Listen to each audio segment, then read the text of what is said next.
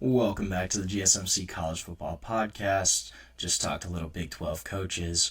Gonna talk about the Notre Dame Fighting Irish right now. Why I think it's smart that they should stay independent in this new era of college football. So, the argument can be made that Notre Dame has basically been its own kind of power conference throughout its history. You look at their media deal with NBC, you look at the scheduling kind of autonomy and the ability to kind of just pick and choose their opponents. And this has kind of dwindled, especially over the past 40 years. Notre Dame did give up some of that scheduling independence in 2016. They struck a deal with the ACC where they'd play 5 ACC games a year. They're full members of the ACC in every sport besides football.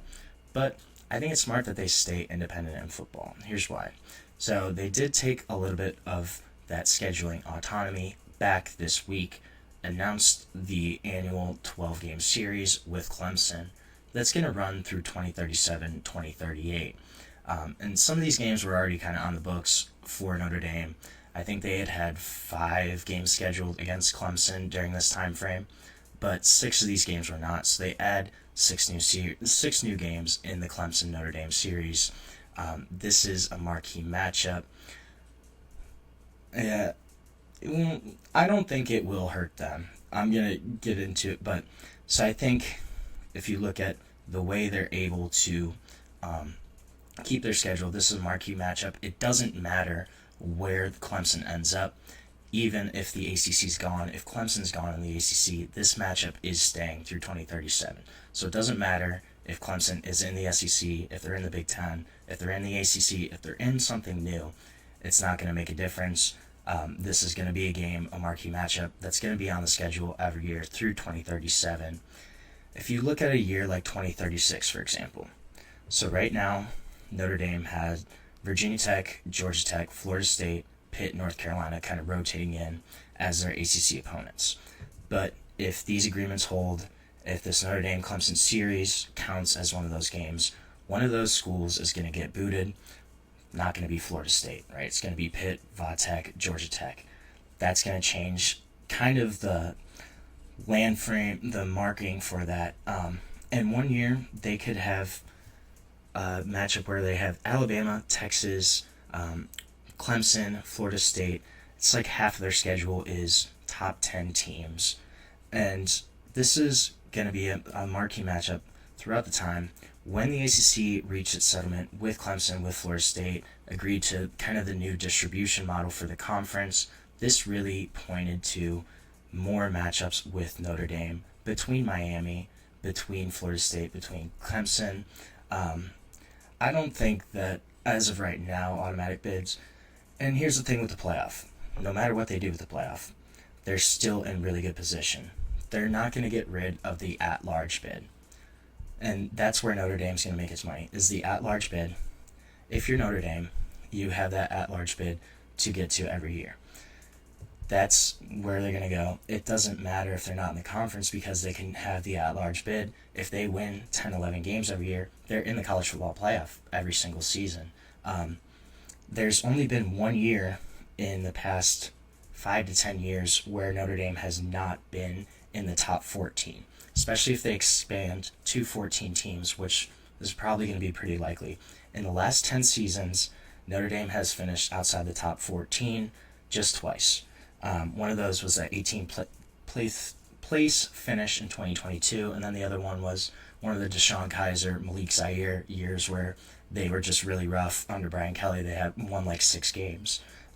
But even if they do change the college football playoff model, it's not really going to hurt Notre Dame because even if there is automatic bids for the SEC, the Big Ten, they're not going to get rid of all of the at-large bids. That's just not going to happen because then there's no opportunities for group of 5 teams. I see what you're saying. I think it doesn't make sense for them to join. What's the incentive of them joining conference right now in terms of revenue, in terms of scheduling wise? They pick and choose their opponents at this point. They can win 10 games every year and still get into the playoff. So if you're in that position, why would you take yourself out of that position when you're realistically going to make the playoff almost every single season? Possibly a year or two you don't on a down season. But besides that, you're in the college football playoff every year. You're in the national championship hunt. You're still getting a bunch of money in terms of TV revenue, the exposure as a national program. It just doesn't make sense for them to join a conference where, say they do join the SEC, the Big Ten, if they go 8-4 every year, something like that, they're not in the same spot as they would be if they stay independent. The other thing with the Big Ten is the Big Ten, they want all their universities to have this American accreditation for colleges and universities. That's one of their big sticking points. It always has been as a conference, is basically every member of the Big Ten is a top R1 research university. And while Notre Dame is that, they do not have that accreditation that the Big Ten loves. The Big Ten basically requires for every one of their member schools to have. Even if you look at the teams that they've added in the West Coast schools, Washington, Oregon, USC, UCLA, they all carry that accreditation. While Notre Dame, yes, is a renowned university, they do not have that accreditation. And that's a big thing in terms of research dollars, billions of dollars of revenue for research. I don't think they would love to have Notre Dame because of that kind of, it's one little minor sticking point. But that's one of the big points of the Big Ten is they want all of their universities to kind of have that accreditation, that marking, I guess. And here's the thing, they have leverage basically over any other suitors. If the Big Ten or SEC wants them, they're going to have to fight for Notre Dame because Notre Dame is in a position right now, they don't really need a conference. They have the scheduling agreement with Clemson.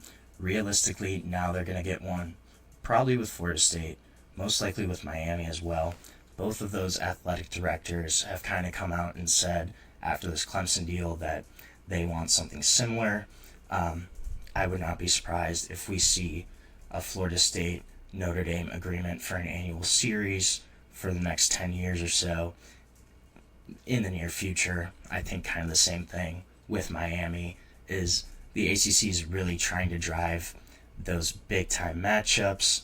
They don't want to have Notre Dame be playing Pitt every year or I don't know, just random ACC teams. Syracuse, they want them to play Miami, Florida State, Clemson, their big name programs, the big time recognition, because they get more money from that.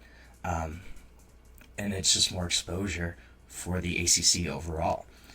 With that current model too, the league would have less chances to be seen on a big stage because of less games with Notre Dame. So I wouldn't be surprised we see a Florida State, Miami, kind of similar agreement to what Clemson and Notre Dame just agreed to. I think that's something that's probably really going to happen. Notre Dame's also, they're basically going to be able to kind of handpick their 5 ACC opponents.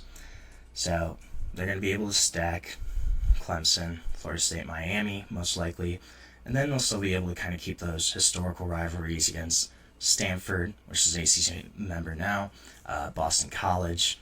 That's a big time matchup from back in the day. They're basically going to be able to kind of handpick and choose their opponents. The ability to have autonomy over their schedule is one of the biggest things for staying independent. They can kind of pick and choose who they play. They're going to have these bigger matchups against Clemson, Florida State, Miami, but they're also in a position where they don't have to do anything that they don't want to or that they think is going to be a little disadvantage for them. I think it makes sense for them to stay. I can see the point of joining conference, and we're going to see what happens with realignment, right? Will the NCAA even be the overall overarching organization. Will the SEC and Big Ten kind of go, hey, we're going to make our own Super League? If something like that happens, it could force Notre Dame's hand. But as of right now, kind of the way the playoff works, the way their agreement with the ACC works, there's really no incentive in this current model for them to join a conference. You have your own autonomy in terms of scheduling. You have your own media rights deal. You have the ability to kind of pick and choose your opponents. You have basically a guaranteed spot in the college football playoff as long as you don't really mess up during the regular season. And you have a team that's really on the rise in terms of recruiting, putting money more towards NIL. Notre Dame under Marcus Freeman has done much better recruiting-wise, getting higher caliber athletes in than they did under Brian Kelly at any point. I also think just Marcus Freeman in general is a head coach that will probably be around there for a long time, a guy that I think is continuing to grow as a head coach. Right now they have the number 2 recruiting class in the nation in 2026, and they're selling kids on this. Hey, we're independent. We have our own deal. We are in a great position. You're really not at a disadvantage of not being in a conference because we have a shot to make the playoff every single year as long as we kind of take care of business.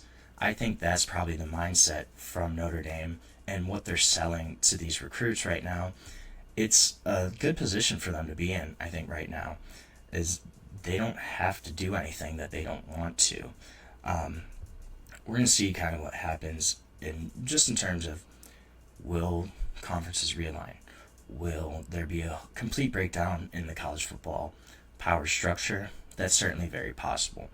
But the way everything stands right now, I think Notre Dame is in a really solid spot to kind of continue maintaining the status quo, keeping what they're doing. You keep your autonomy in scheduling. You have a really great shot to make the playoff every year, compete for a national championship, and you have your own TV deal. So you don't need to renegotiate with conferences in terms of TV. You can kind of do your own thing.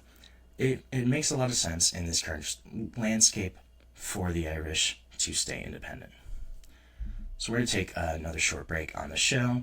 When we come back, we're going to talk a little Maction, talk about the Akron Zips, ineligible for the bowl experience in 2025.